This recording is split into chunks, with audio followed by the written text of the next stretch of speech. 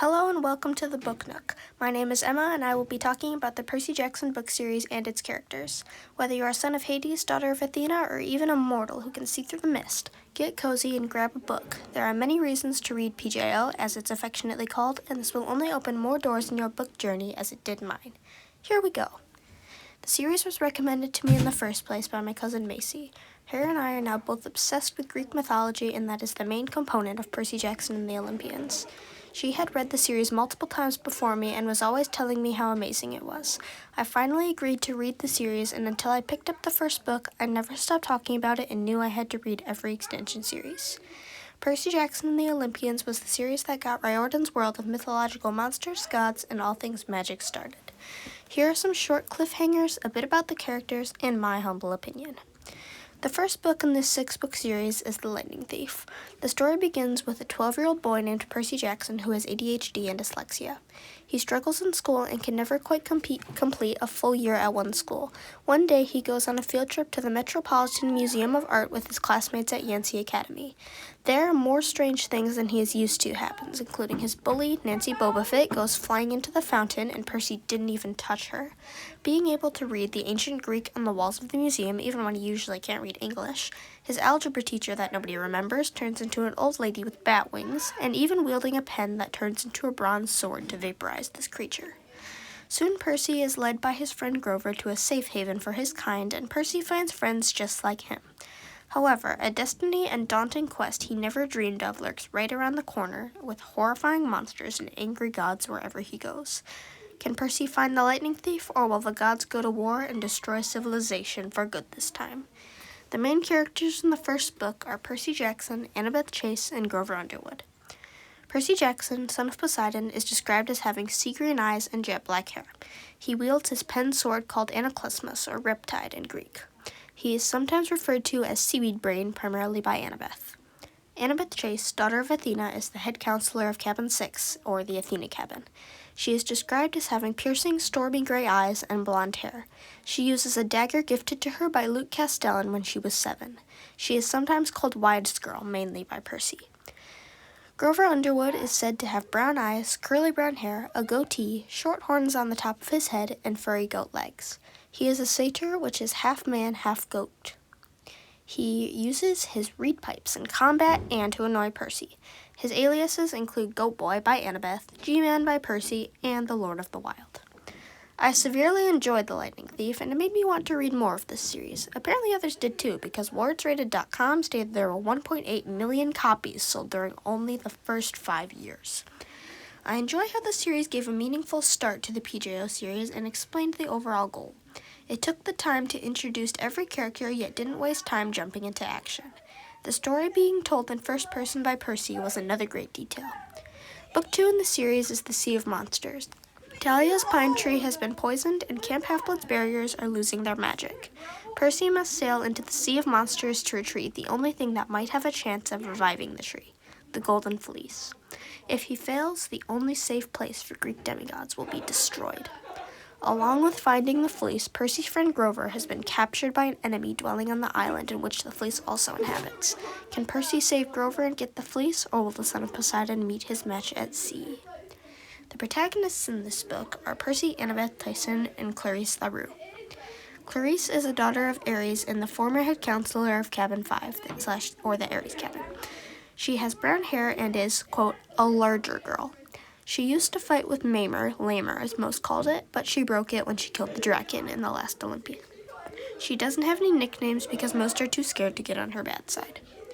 Tyson is a Cyclops son of Poseidon. He is 6'3" and has brown hair and one brown eye in the middle of his forehead. He uses clubs, sticks as he calls them, to fight. His only nickname is Big Guy by Percy, but he is the general of Cyclopses in Poseidon's army. The Sea of Monsters has sold over 1 million copies, WordsRated.com says. The Sea of Monsters introduces some important characters later on and was a very good book overall. The third book in PJO is The Titan's Curse. Percy rescues demigods Nico and Bianca D'Angelo from a manticore called Dr. Thorn with a lot of help from Artemis and her hunters. However, Annabeth is taken by Thorn as he was about to be vaporized. Then Artemis is captured by Cronus and his affiliates, so 2 hunters and 2 demigods head west to save Artemis. Percy refuses to be left at camp while Annabeth is with Cronus, so he joins in on the quest. Now they must journey to Mount Othrys and the Titans' headquarters, which is the most unsafe place a demigod could be. Will they save the goddess and the demigod, or will Atlas get his way? The main characters on the quest are Percy, Grover, Bianca D'Angelo, and Zoe Nightshade. Bianca D'Angelo, daughter of Hades, was a former hunter of Artemis and sister of Nico D'Angelo. She had olive skin, brown hair, brown eyes, and when she was a huntress, a faint silver aura. She used a silver bow and bronze hunting knife. Zoe Nightshade was a lieutenant of Artemis and daughter of Atlas. She had brown eyes, dark brown hair, and, like Bianca, a silver aura when she was a huntress. She used a silver bow and bronze hunting knife as well. She created Riptide to help Heracles, which got her exiled from the Hesperides. She was known as a Hesperide until she was exiled and is now known as the Huntress constellation. I thoroughly enjoyed the Titan's Curse and all its emotions. There was some sadness and some death, but overall I loved the plot and conflict. Annabeth is easily my favorite PJO character, so I needed her to be rescued. Book 4 in Percy Jackson and the Olympians is the Battle of the Labyrinth. Cronus' army is looking for Ariadne's strength so they can spring an attack on Camp Half-Blood. To prevent this, Percy, Annabeth, Grover, and Tyson must venture to the center of the underground labyrinth to recruit help from the genius inventor Daedalus. Among the monsters and traps around every twist and turn, Cronus' army and Luke Castellan are hunting for Percy and his companions. Annabeth must face more choices than she ever wanted. Percy must fight his half-brother. Tyson and Grover have to get over their fear of one another, and Grover is searching for the lost god Pan. Can they escape the twisting maze, or will they rot in the depths of the labyrinth? The protagonists in this adventure are Percy, Annabeth, Grover, Tyson, and Nico D'Angelo. Nico D'Angelo is a very powerful son of Hades. He has messy black hair and black eyes. He wields a Stygian iron blade and can collect the soul of a living being. He may be referred to as the Ghost King by the Dead or Death Boy by Will Solus. The Battle of the Labyrinth was a very epic book in the PJO series. You never knew what was around the corner of the maze, and of course, the battle at the end was intense. The last book concluding this branch of the PJO series is The Last Olympian. After months of preparation and fighting off attacks from the Titan Cronus, Camp Half-Blood is going to war. Percy, being the child of the Great Prophecy, knows he must fight the Titan Lord himself. While planning for battle, they are dealing with a spy, so they don't know who to trust. Percy realizes with the help of Nico D'Angelo, the only way he can defeat Cronus is by doing something dangerous and risky, but hey, what else is new? Along with that, Rachel Elizabeth there tells Percy he isn't even the actual hero, leading to a confused and slightly annoyed Percy. Can Percy defeat the Titan Lord, or will Cronus destroy Olympus forever? The main characters in this satisfying conclusion are Percy, Annabeth, Talia, and Rachel Elizabeth Dare. Talia Grace is the daughter of Zeus and lieutenant of Artemis.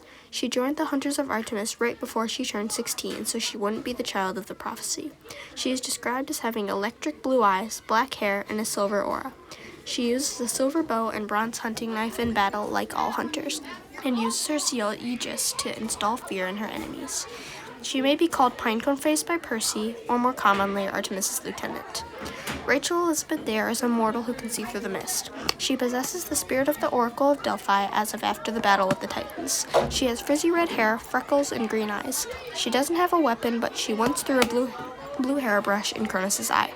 Her alias is the Oracle of Delphi. I absolutely loved The Last Olympian, and it was my favorite book in the series. The plot twists, ending, and conflict was amazing, and I was really sad when I finished it because I wanted to read more. After finishing this book was when I started my favorite book series, The Heroes of Olympus. Book 6 takes place after Percy Jackson and the Olympians, The Heroes of Olympus, and The Trials of Apollo. Here's a short summary of this book and any more to come in the future. Percy Jackson has saved the world numerous times. It's practically his hobby. Now all he wants to do is settle down with Annabeth at New Rome University, but the gods aren't done with him. Percy must get 3 recommendation letters from 3 different gods in order to get accepted into New Rome University. His first task is to retrieve the Chalice of the Gods for Ganymede before the next big feast. Along with this, he must face the biggest challenge he's had yet, high school. Want to read yet? I know I do. I hope you decide to read Percy Jackson and the Olympians, and later on, The Heroes of Olympus and the Trials of Apollo. One of them is bound to become your new favorite book series. If you do end up reading one or both of them, I would love to hear about it. Contact me at the hallway, lunch, or recess. Goodbye, and keep reading.